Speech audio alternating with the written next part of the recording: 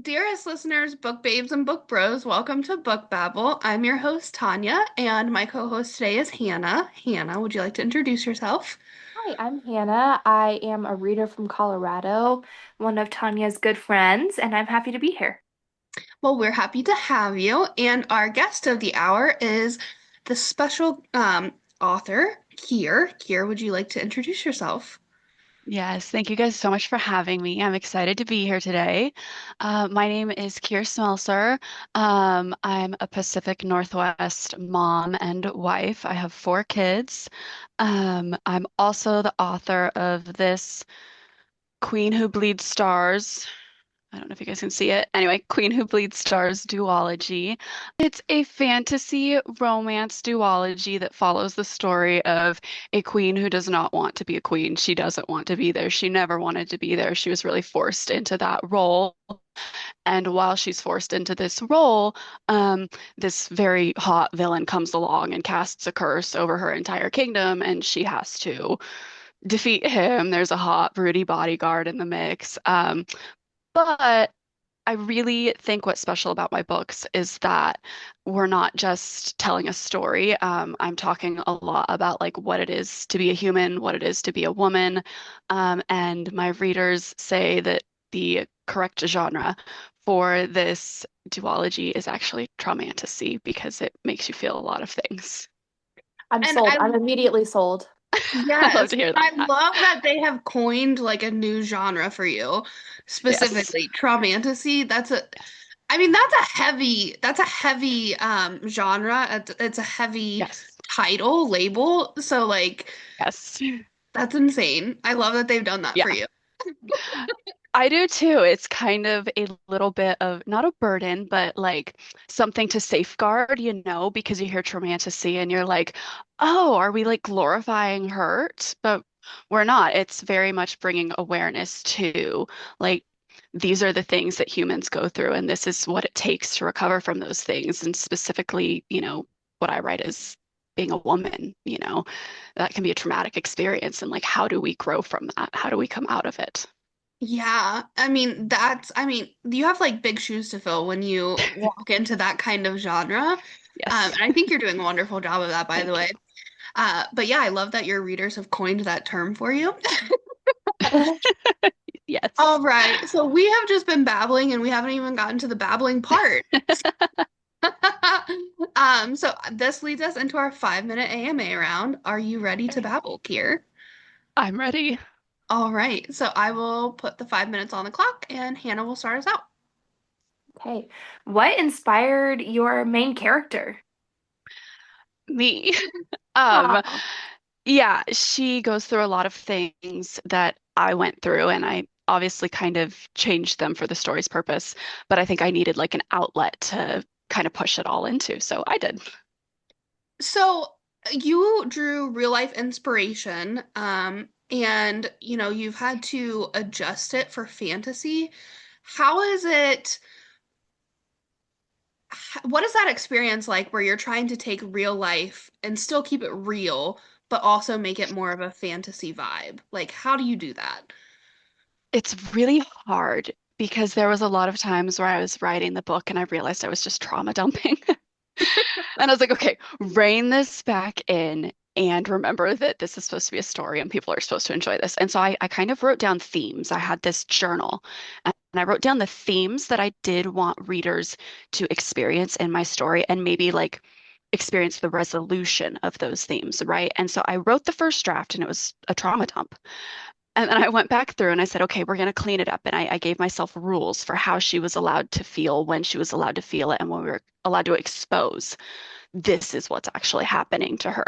Because that's kind of how we process things sometimes, I think. Like we don't even Right. know we're in those experiences until we've come full circle.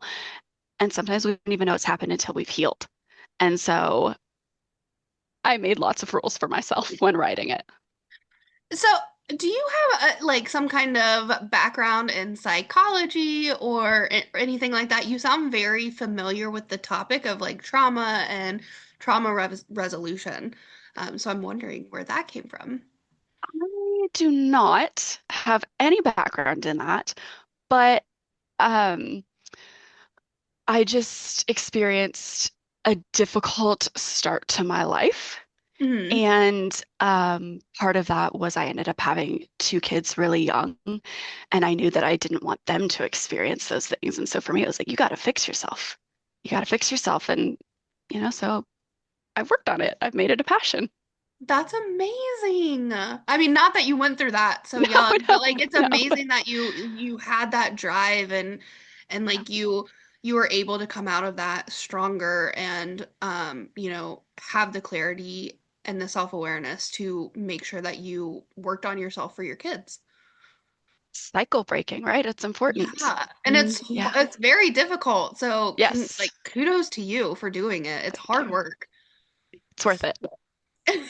Absolutely. How healing was it to have your character go through that and come out the other side? I assume she's like glorious on the other side. She is. She's pretty badass. And I was gonna say she sounds like a baddie. she is. And she totally is. But she's not perfect either, she's human. She still makes mistakes and she's not always healed on every front, right? Like sometimes you see it peek back through. But it did feel really good. And I think it was almost part of like the conclusion to my healing journey because I've noticed that since finishing this duology and writing it all out, seeing it on paper and, seeing where she came from to how she finishes, I'm like, wow, like that's what healing looks like. That's what it feels like. And I don't know, something about finishing the book, I've just noticed I've felt so much better about even the things that used to really bother me. I don't feel that way anymore. I It just felt got great. chills. Got No, chills. That was very inspiring. I love that you wrote her so relatably. Like she's not perfect, No, but I'm sure the resolution was very satisfying. I think so. It was bittersweet, right? I mean, nobody ever gets the 100% happy ending. You can't fix Mhm. everything, but Right. I think it was fixed as much as it was going to get, and that was really sweet. That's That's amazing. amazing. Yeah, So, what's next on the horizon after so you've completed your duology? So, what's right. next? Oh man, I am kind of squirrel brained. And so I actually have three things I'm currently working on. Yeah.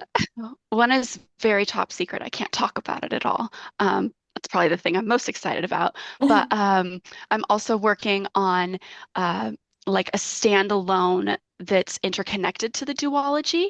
And Ooh. it's about Mila's sons when they're all grown ups, like 20 years after the end of the duology.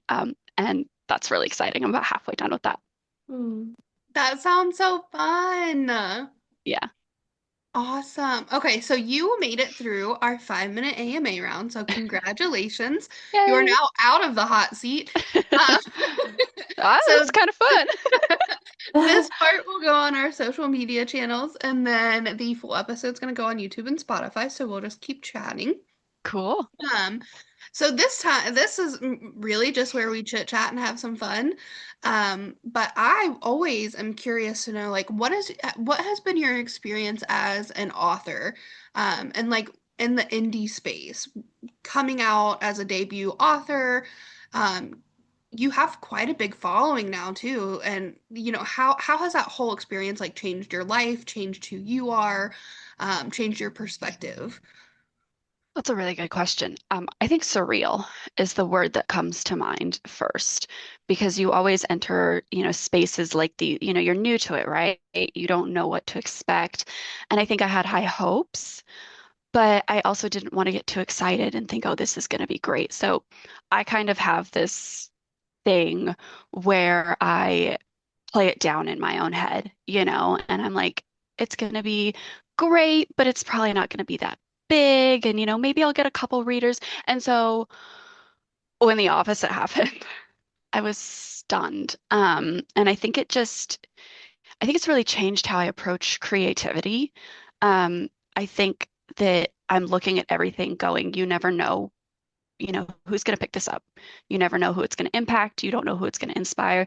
So give it your all. And that's really what I've been doing because I've had so many readers come to me after reading the duology and tell me like not only was this a good story, but it inspired me to make the changes I was scared to make. Mhm. Um, That's just like really affected me. That's affected how I write. It has reminded me that, all of us have a voice and our words are very powerful and they're very meaningful and someone somewhere needs to hear it. Uh, and so yeah, I hope that answers your question. You're making me like emotional. I know. The way that you approach your writing and your fandom and just this entire situation that you're now in as an author, like I have no other word besides inspired. Like I'm very inspired right now. Mhm. So, Thank you. of course. Thank you. That's So, very humbling. yeah. So, as you were growing up, did you ever write or read? Oh yes. Oh yes, What did you like? literature. What did I write? What did you like? What did I like? I mean, I've always loved fantasy. Literature was just a huge part of my upbringing. I was actually homeschooled. Um, and so I just remember some of my favorite times being both of my parents reading to me. My mom was always reading, Little House on the Prairie or the Jane Austen books to me. And my dad was kind of my intro to fantasy. He read Lord of the Rings multiple times to me, Mhm. the Aragon series. So I think I've just always had stories in my heart, as kind of weird as that sounds. They've just kind of always been there. My parents really taught me to love storytelling. And so I think my first time like sitting down to write, I was like 8 or 9, and it was definitely a story about wolves and like a romance between wolves. It was very strange. But it started there. I know, I know. That's a thing now. It So, is. It's well, it was far less kinky when 8-year-old me was writing it. But it started there and it just never stopped. I've always been writing and reading. So you mentioned just now that you were homeschooled. I yeah. also ended up homeschooling myself when I was in high school. Wow. And it's did you go all the way through high school? Yeah. So I when I tried to reintroduce myself to like society basically, because like as a homeschooler you do get interaction outside of home, but Right. like it's different, It especially when is. you stop being homeschooled and you go and like you're actually in society, you've got your job, you're reacclimating. What was your experience like during that, like moving into Yeah. from homeschooling to the real world and finding yourself? Wow. I'm glad you're asking me this. There's so many layers to that question, but Yeah. I guess there's so many. I think the simple answer though is that there was a learning curve. I mean, I was homeschooled from the whole way through. I never went to school. Um, I My mom was really good about giving me a social circle, so obviously I knew how to interact with people. But it's not necessarily the real world, right? So you're used to sitting at home, you're used to kind of I can wear my pajamas if I want to school, right? Or I don't really want to do school today, so I'll do twice as much tomorrow. And so there is like this level of self-discipline that you learn that I think is really useful in the real world. But in this, on the other side of the same coin, is the fact that the real world doesn't always operate that way, right? I can't Mhm. just call into work and be like, hey, I really don't want to come in today. I'll just do more tomorrow. Um, Right. so college was definitely a learning curve for me, but I loved it and I do think I acclimated just fine. But, I think you've there's done a great always job for something. yourself. So, Thank you. Thank you. and how did that apply to you becoming an author, or did it even like can you attribute any of that experience to becoming an author? I think so. I think being homeschooled meant my education was really self-guided quite a bit. I remember there came a point where my mom was like, okay, you've learned what you need to learn. And this was at like seventh or eighth grade, right? Like I had done everything. And she's like, what do you want to do now? Like, what really interests you? It was literature, right? And so for me, hearing her say, like, you still need to be learning. You still need to be growing, but do it in what interests you. I think that Mhm. made a really big impact on me because I just dove into, art and I dove into reading. I dove into writing. And I think my first like full length completed novel, it was almost 200,000 words, and I had written it by 16. Wow. Yeah, Has that novel seen the light of day ever? it has. It's this book. It's A Thousand Burning Ravens, but it's different. I had that whole draft written, right? And it sat on my laptop for about a decade. And when I realized that I needed to tell a story, I decided to recycle the characters that were very prominent during my times of trauma. So, yeah, I mean, the books that I have published are that story, just well, presented differently. Wow. Yeah. Yeah. Hannah, That's I so don't know about funny. you, but like this conversation is mind-blowing. I know. I'm so ready to read it. I hope you love it. Oh yeah, I'm so excited. Well, I've been yapping the whole time, so I'm gonna let Hannah talk for a minute too before we wrap up. Your parents, first of all, they just sound like the sweetest, most supportive people. They are. Have they read your series? No. Um, and that's upon request. They say they're going to. And I said, please, for the love of God, let me send you like a redacted version, please. Um, I know my mom has read some of it, but she hasn't gotten to the parts that I don't want her to read yet. And I'm like, I'm okay with that. Like, you guys can cheer me on and love me from a distance. You don't have to read it. I think Give my them dad will like the honor that. Spark Notes. Yeah, the Cliff Notes Yeah, spark. Yeah. literally, literally. I'm like, let me block out, like, let me take a Sharpie to all the parts you're not supposed to read. That is so funny. They sound Yeah, so sweet. they're amazing. I was very blessed to have them as parents. Hmm. Well, Kier, right about now is when we open the floor to you for any special announcements or anything that you want to tell your readers. So the floor is yours.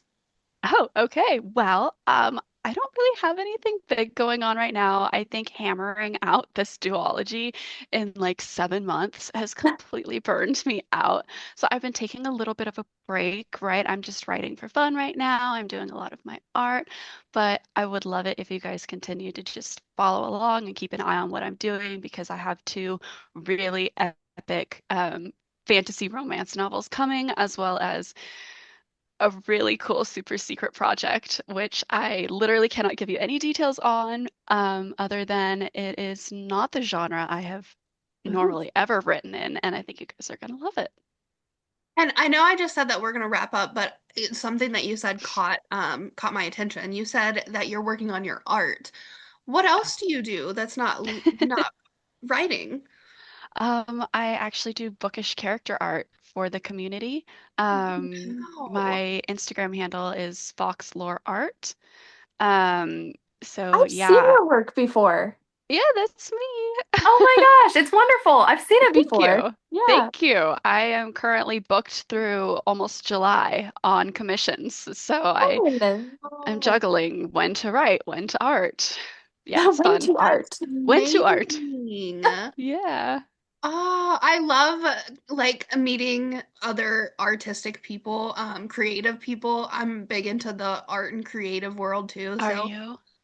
I love it. Yeah, it's like my passion. So, So you um, draw it as well? I am attempting to break into it. So far, I've really only done Cool. like contemporary romance pieces for people, and Oh, they're like cool. beginner level. But I am working on it. I've done a couple cover designs. I really love doing like I What? love doing like graphic design too. Yeah. So yeah, I I've taken that and I started shameless plug. I started a PR company called Iris Influencer Society with I've my friend seen Kim. it. Yeah, so we do like character art, cover art, all kinds of like social media graphics. We do PR. So it's been such a fun experience meeting like other creatives through that. So yeah. I love that. Like, just such a great community that we have going on, right? Like, It there's really is. so much platform for everyone. It is, yes. And it kind of just like continues to foster new things every single Yeah. day. 'Cause like without the bookish community, I never would have thought to use my creative abilities in the way that I have. Yeah, And I feel like that's probably something that you ran into as well. Like you didn't 100%. even think of doing character art until you joined, you know? I think character art is actually what got me to join because my friend Alexandria Archivist. She is the author of Forget Me Not. She wanted a profile picture, but she didn't want AI, right? So she's a totally faceless account. She wanted a custom piece of art. And she texted me and she's like, hey, can you do this for me? And I was like, yeah, what's it for? And she's like, oh, it's for my Bookstagram account. And I was like, You're like, Bookstagram, what what? even is that? What is that? She is literally the reason why I'm sitting here because I never would have gotten on Bookstagram were it not for her asking for a profile picture. That's Did you do amazing. Yeah. here? Did you do your own character art? I have done a lot of my own character art. Yes. There's a couple of my favorite pieces that were not done by me, but I would say 90% of my art is my own. Yeah. Okay. Did you do Wow. your own covers? Yes, I did. They're beautiful. Thank you. Yeah. They took forever and I agonized over them and I like drew the peonies like 700 times and then threw away and tried again. Yeah, it was It was a well worth process. it. It is Thank beautiful. you. Thank Yeah. you. You are So just such a I well-rounded know. artist. Like, what other talents do you have, Yeah, Kier? what else? I have this amazing talent of being very awkward and saying the wrong thing at the wrong time, which is why I write books and draw pictures in my house alone. Yes, Welcome we to all the have the club. same You talent. you Yeah, fit we right do. in here. Thank you. Well, Kier, thank you so much for coming on today. We had so much fun. And I hope that we can get you on again in the future. I would absolutely love that. Thank you so much for having me, guys. This was Of, fun. of course. Have a good weekend. You too. Bye, guys. Bye. Bye.